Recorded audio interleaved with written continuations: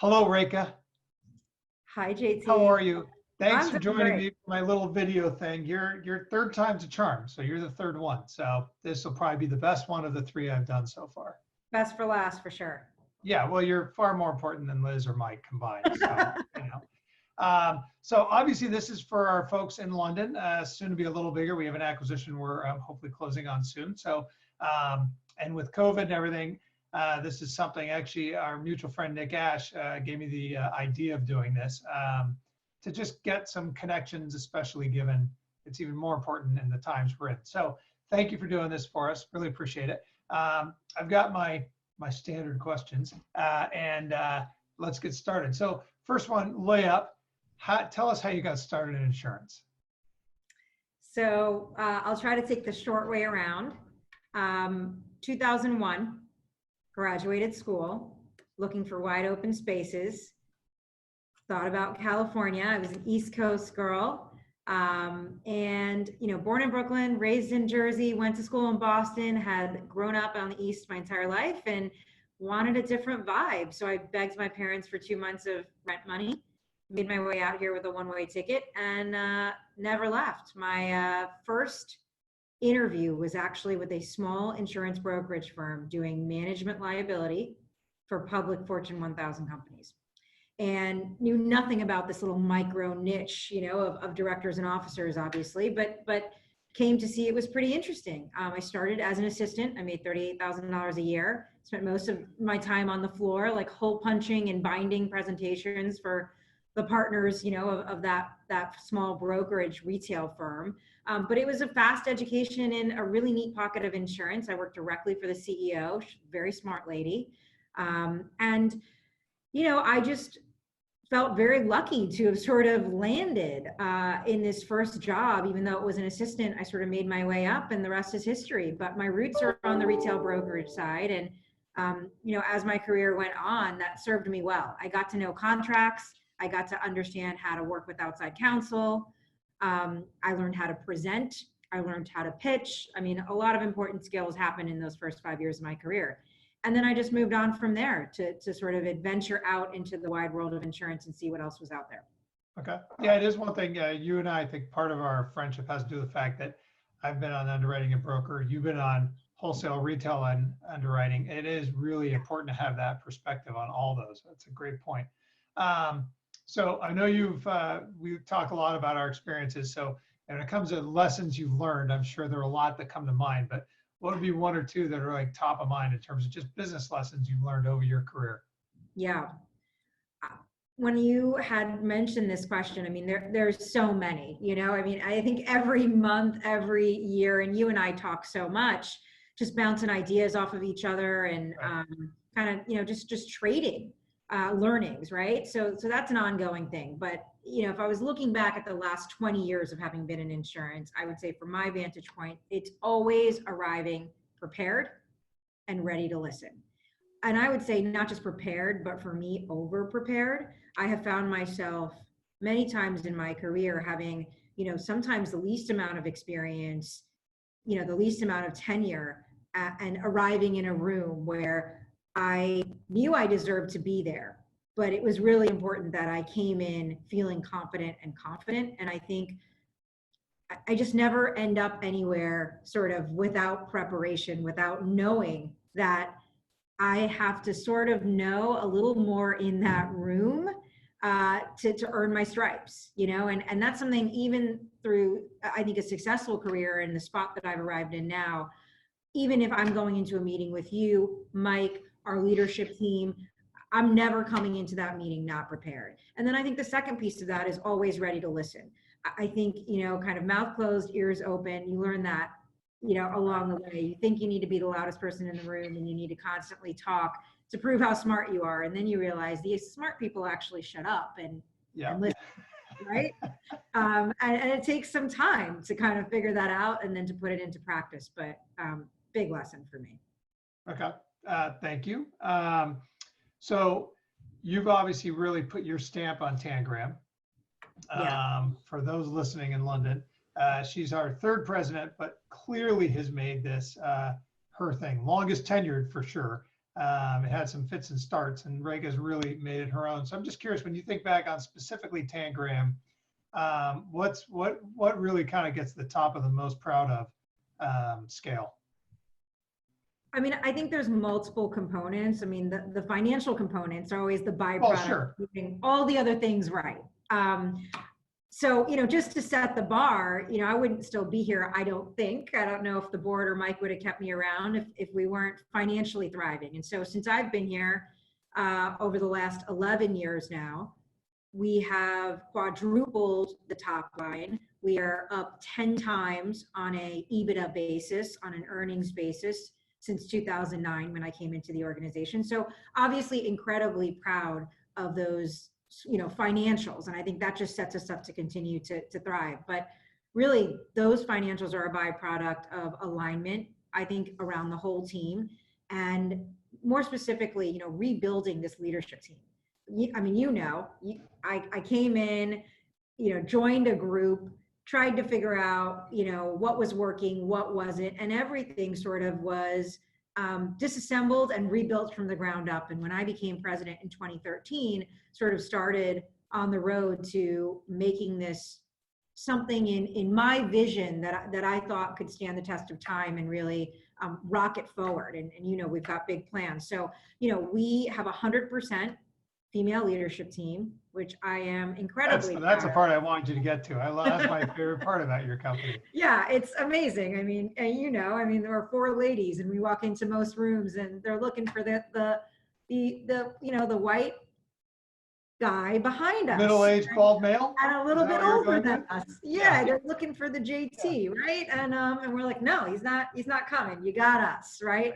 And But it's also noteworthy too, these are 3 people you really mentored up. So these are not people you hired outside for those particular roles. You mentored them in. So you really have homegrown your team, and you've learned a lot too. But it is impressive how the 4 of you have really, I mean, you guys are quite the posse, and very good at what you do as well.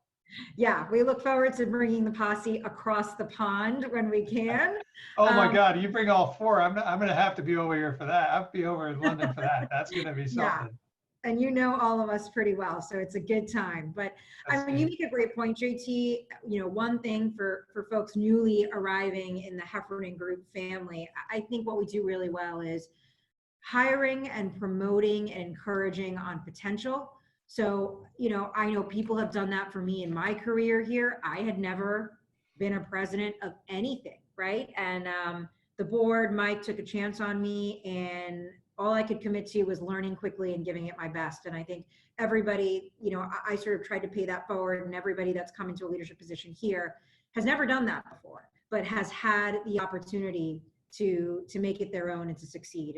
And that doesn't happen in a lot of places. Some people put pedigree in front of potential. So super proud of that. And I think, we continue to give back. We continue to be a part of the Heffernan Group culture. We now have multiple shareholders at Tangram. So we have folks that are really thinking like owners because they are owners. And I think the sky's the limit. We're just getting started. Yeah, that's awesome stuff.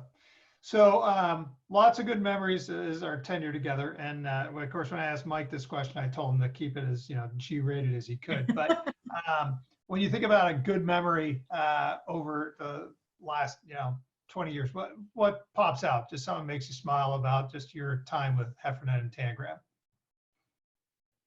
When I was thinking about this, it's so hard. I don't know if you found this difficult. I know it's a hard, but there are a lot of good. A single. Yes, it's good that we're in a company with a lot of good memories. For sure. I mean, one of it's really a career memory, less of a Tangram Heffernan memory, but there are so many in there as well, is really one with you and I. When, I don't know if people know the history with us, but I really came here because you sort of convinced me to take this job when Mike had approached me, and you and I knew each other when I was running distribution for a company called One Beacon Insurance, and you were my client. Heffernan Group was a big partner of ours. We called them Lighthouse Partners at the time. And we were doing a kind of West region top tier partner conference. And I remember late night, we were in the bar, and I remember we had folks from Barney and Barney. We had Steve Brockmeyer there from Bolton, and you guys all had a good vibe, and I was new kid on the block. And you welcomed me. We all had a lot of fun together. And it was sort of my first introduction to Heffernan. and really sort of, I think, gave me the appetizer to think about making the move from insurance company over to MGA. And then, I mean, I would say I can't pick a single one, but our jobs have taken us everywhere, right? We've been at Oh, there are a lot of good memories. Yeah. meetings offshore in Cayman for our captive, where we're sitting up late night in that house, me, you, and Steve and our clients, and we're playing a speed round of questions, and we were just like learning things about each other, and it's emotional and it's funny and it's wonderful. And been to India with Mike and gotten to see some of the really amazing things that are going on in Patra with our outsourcing functions. I mean, sales trips, right, to Mexico. And I mean, so hopefully Regular jobs have more fun than work. Yeah. That one with the brokers, that event at Hanover, was that the night that I got Travis and I challenged each other to the drinking contest? Yes. Yeah. And I don't even think Travis made it to the meeting the next day.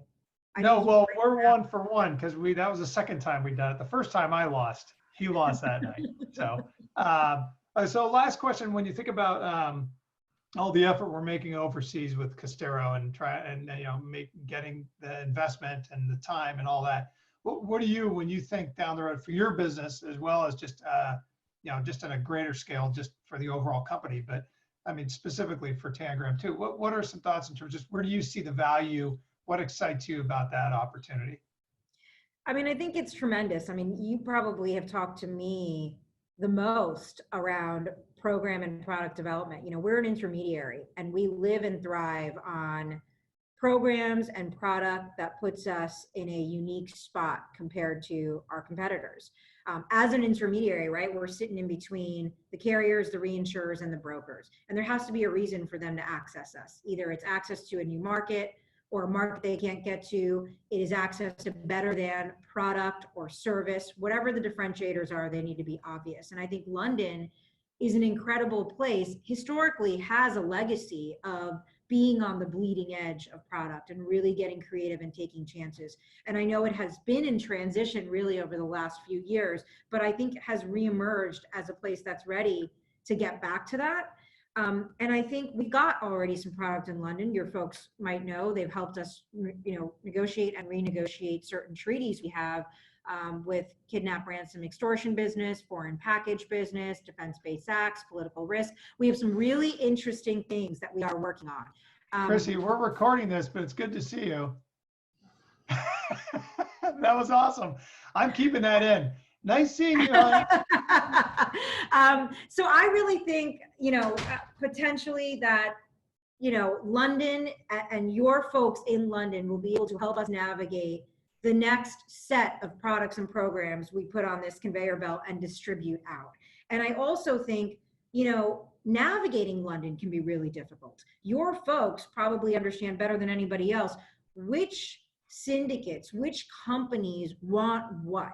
And they have their ear to the ground first on, I think these guys want to get into products on cannabis. I think these guys want to get into, back in the transportation market. I think, we talked about stock throughput on vineyards. I mean, just all of these areas where there's been, kind of a real need because capacities become constrained and we need solutions. We don't always know where to go. And I think your folks are going to be able to be a roadmap to that. And then we are a great partner as they bring product off the shelf to distribute that, to market that, and to accelerate. Yeah, and that's going to be interesting for us to explore because a lot of cover holders and MJs in the US are happy with what they have. They're not really that focused on, where's the next new product, right? They just want to scale what they have. And that's always been an element of the Heffernan family of companies. We're always about what's the next thing? How do we, none of us are really, you and I certainly are not happy just maintaining what we have. It's all about how do we take advantage of something and get, do something completely different and get, double the company, forget 10% growth. So those attitudes are unique to a handful of firms, I think. But that's JT, just to really add quickly so your folks know, Tangram, we are soon to be 50 employees. We are, gross close to 20 million of revenue a year. We, essentially have a footprint in 45 plus states across the country, working with about 2,000 brokers. And I think distribution can be really hard, right? When London's trying to has a great idea, has developed the forms, and they're ready to push it out. I think finding the right partner with the right distribution model to kind of get that idea and that program from like seed to grow is really important. So I just wanted your folks to know, this is not a startup operation. I mean, we've been doing this for a long time. Our largest programs are upwards of 50 million. We've got a couple emerging programs, between 2 and 5 million. But what we seek to do is get to 5 to 10 million within 24 months. So anytime we're evaluating an opportunity, whether it's coming from London or anywhere else domestically, we just ask ourselves, can we get this to critical mass? And that's at least 5 million in 18 months. Right. Well, I probably should have done your video interview first, because you offer such scalable opportunity I think the collaboration that we can do between Costera and Tangram, I'm very excited about it. And as you get to know some of the brokers over there and vice versa, I know you getting over there is on your list once things open up, but that does really excite me. That's a real opportunity. So, well, thank you so much. I really appreciate you giving us the time today. And we'll be shooting this over shortly to the folks in the UK. And I just really appreciate you doing it. Yeah, and hi to everybody over there. And I'm hoping that we get to meet you all soon, somewhere inside of 2021 is the plan. Yeah, drinks on our balcony in London. It's going to happen. Perfect.